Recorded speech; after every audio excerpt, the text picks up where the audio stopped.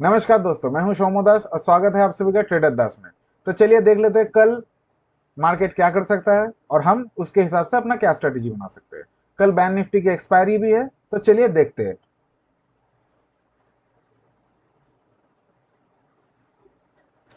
जैसे पहले हम लोग डेली कैंडल से स्टार्ट करते हैं।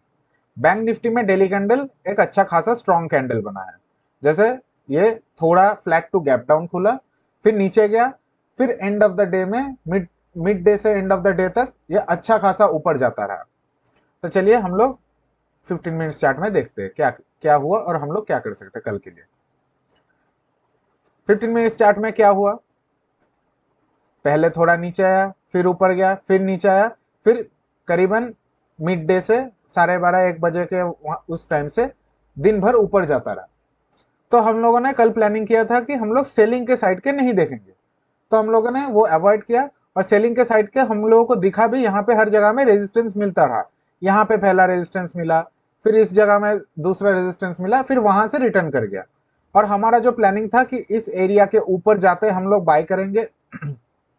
तो इस एरिया के ऊपर गया, पर एंड ऑफ द डे में गया, अगर वहां पे भी थोड़ा बहुत एक छोटा सा प्रॉफिट मिल सकता था। हाँ, बहुत बड़ा प्रॉफिट नहीं मिल सकता था। और यहाँ पे अवॉइड करना ही बेहतर रहता, क्योंकि सोचिए कि इस एरिया से करीबन 43,300 से ये ऑलरेडी 300 पॉइंट्स मूवमेंट ये एरिया में कर चुका है। और उसके बाद एंड ऑफ द डे में और कितना ही मूवमेंट कर सकता है।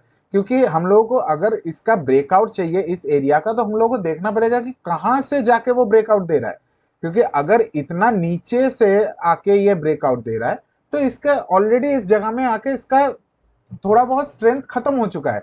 क्योंकि यहां से ऑलरेडी लोगों ने स्ट्रेंथ लगाया है, तभी जाके इस स्ट्रेंथ के वजह से ही ये इतना तक आया है।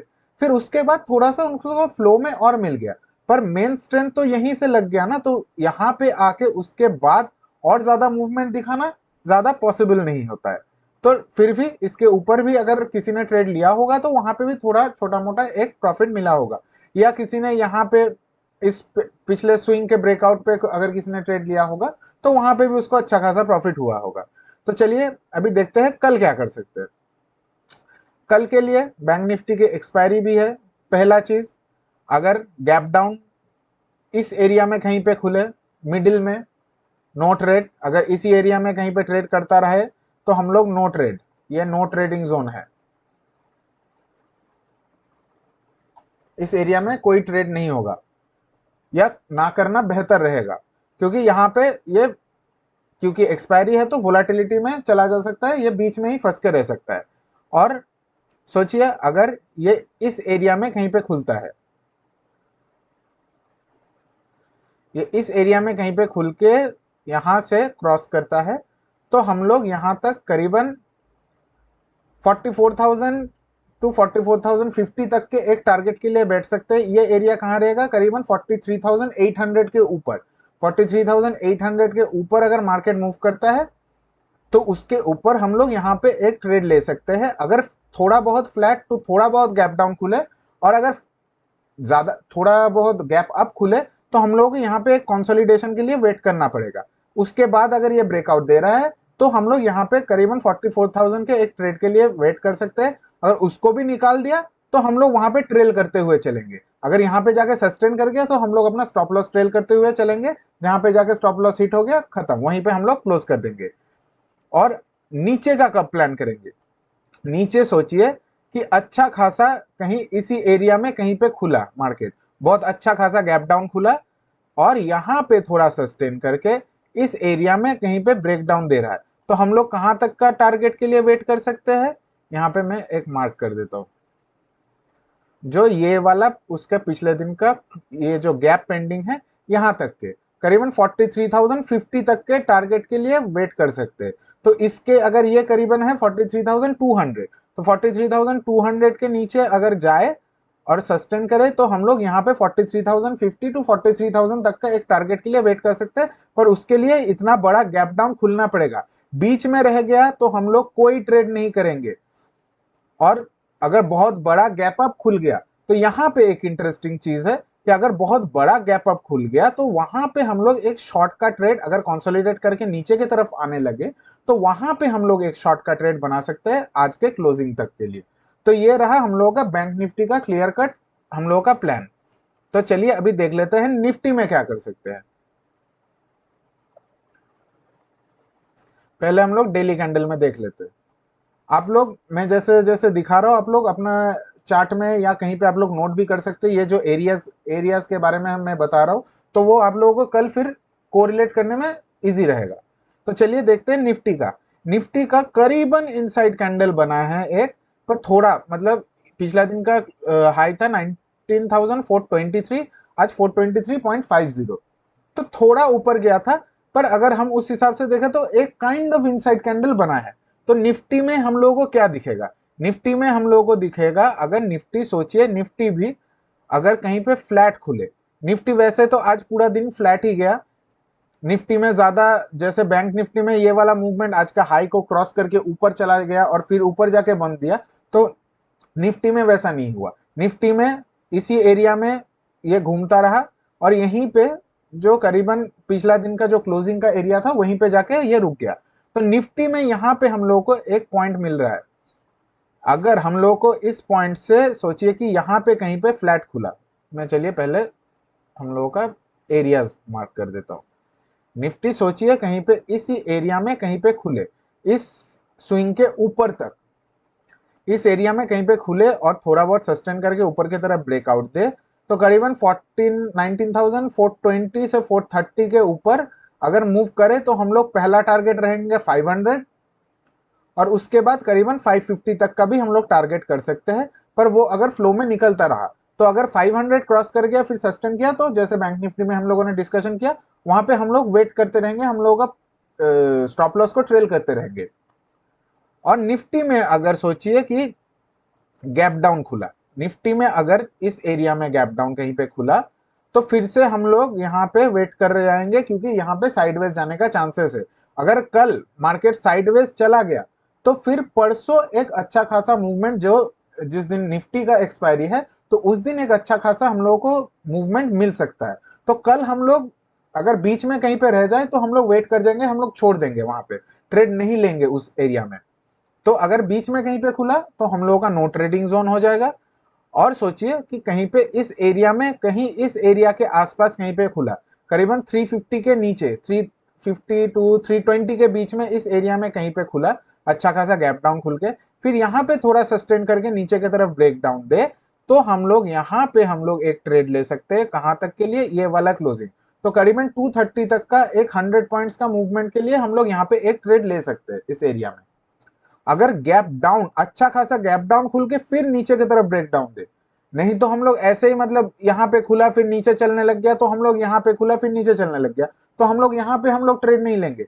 अगर गैप डाउन खुले फिर यहाँ पे आके ये ब्रेक डाउन दे, उसके बाद अगर मूवमेंट करे, तो हम लोग एक अच्छा खासा मूवमेंट के लिए हम लोग वेट कर सकते हैं। तो ये रहा हम लोग का नीचे की तरफ, और ऊपर की तरफ हम लोगों का क्लियर है। इस एरिया में कहीं पे खुला, फिर ऊपर मूवमेंट किया, तो हम लोग पहला टारगेट 500, उसके बाद 550 तक के टारगेट के लिए हम लोग वेट कर सकते हैं।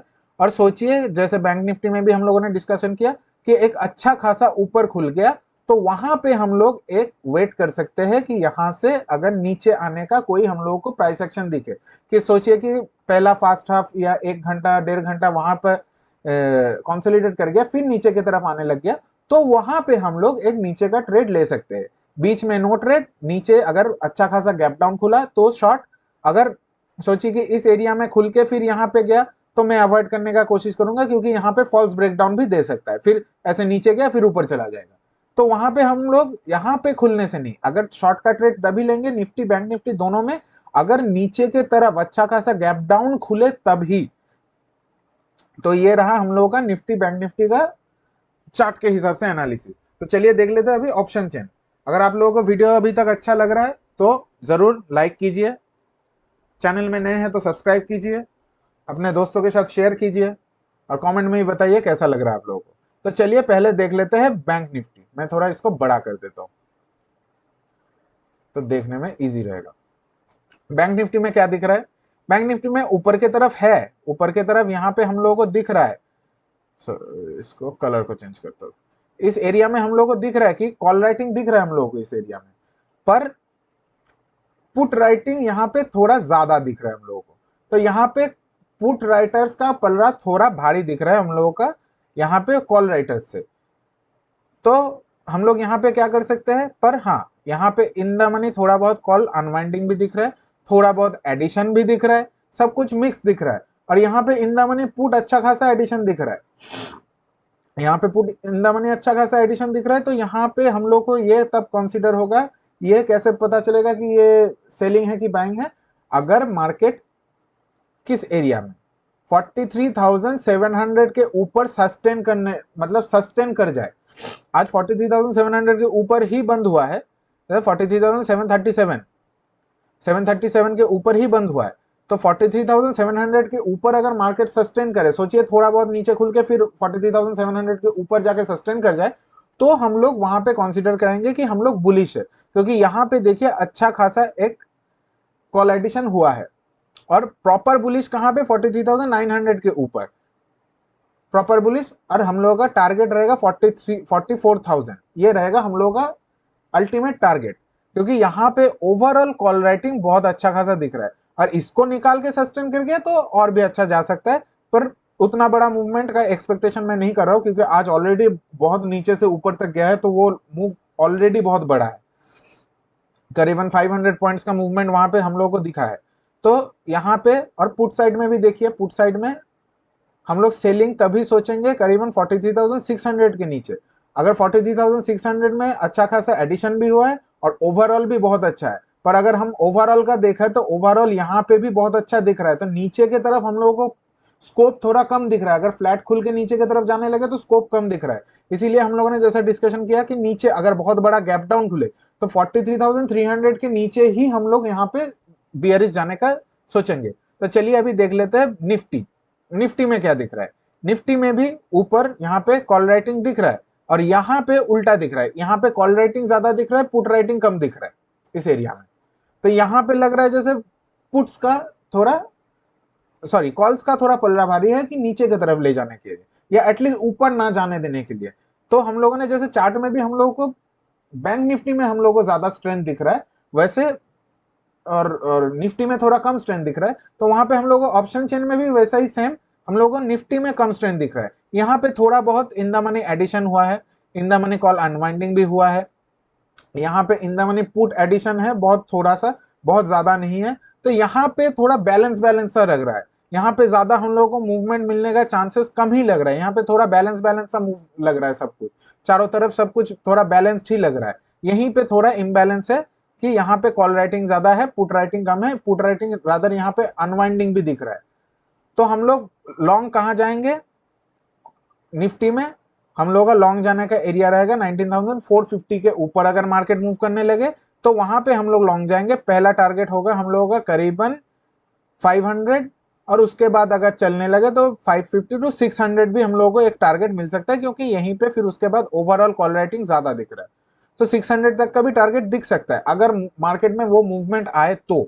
और नीचे की तरफ हम लोग कहाँ पे प्लानिंग कर सकते हैं, नीचे की तरफ करीबन 19,300 के नीचे ही, क्योंकि यहाँ पे ओवरऑल पुट राइटिंग हम लोगों को ज्यादा दिख रहा है, तो इसके नीचे ही हम लोग प्लानिंग कर सकते हैं, करीबन पहला टारगेट 200,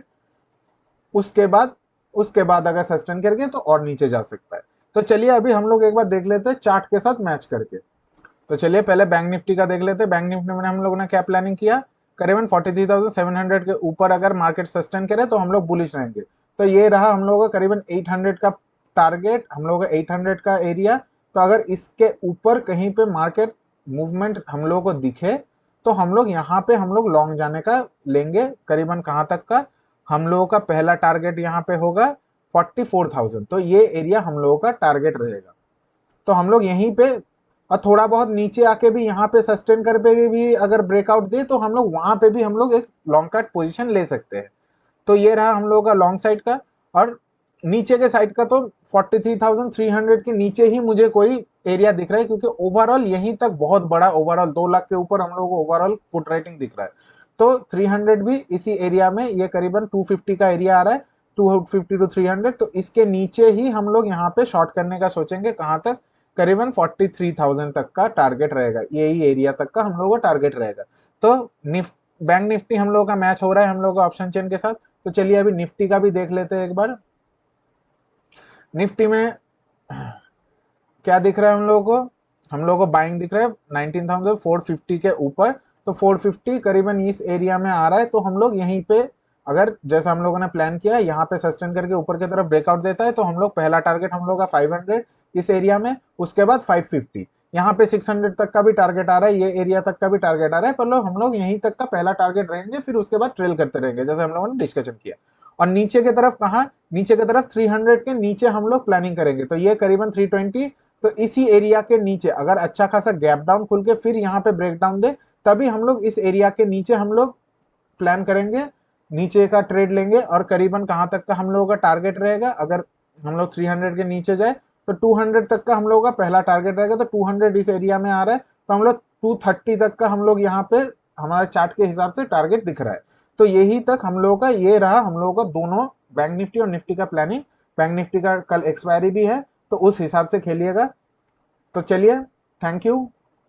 आप लोगों को अगर वीडियो अच्छा लगा है तो लाइक ज़रूर कीजिए, अगर चैनल में नए हैं तो सब्सक्राइब कीजिए, अपने दोस्तों के साथ शेयर कीजिए, कमेंट में ज़रूर बताइए आप लोगों को कैसा लग रहा है। तो चलिए, फिर मिलते हैं कल। धन्यवाद।